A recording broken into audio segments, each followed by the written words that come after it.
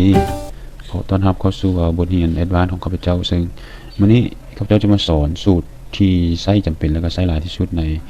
Excel เนาะซึ่งเริ่มต้นข้อที่1ที่ว่าข้าพเจ้าจะสอนตัวนี้ก็คือสูตรcount if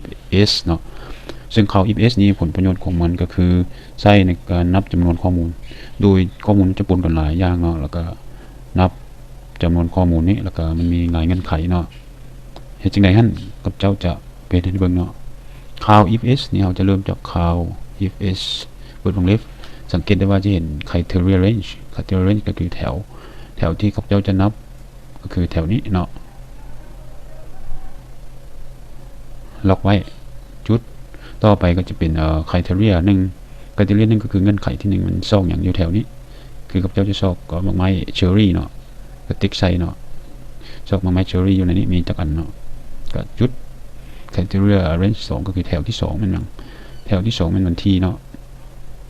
นี่ล็อกไว้คือสังเกตว่าห้องแต่ละห้องต้องเท่ากันถ้ามันบ่เท่ากัน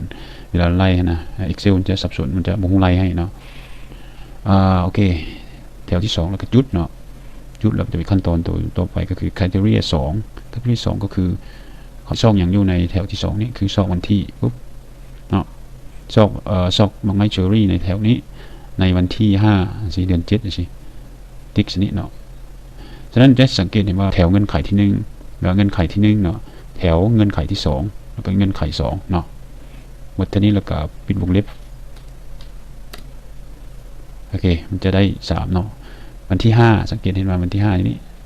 มี3วันที่เนาะแล้วก็มีเชอรี่อยู่3อันสำหรับตัว count if s ตัวนี้ก็จะคล้ายๆ count if กันแต่ว่า count if ไม่ถึงเงื่อนไขอันเดียวเนาะข้าพเจ้าได้สอนอยู่ในบทเรียนintermediate ละตัวนี้จะเป็นเพียงแต่เอามาโชว์ให้ตัวอย่างให้ว่าความแตกต่างเป็นแบบใดคือ count if ล่าก็จะมีแถวแล้วก็เงื่อนไขคือมีแถวเดียวแล้วก็แล้วเลยเนาะ count if s ก็มีหลายเงื่อนไขเนาะ3-4เงื่อนไขไปอีกก็ได้เนาะ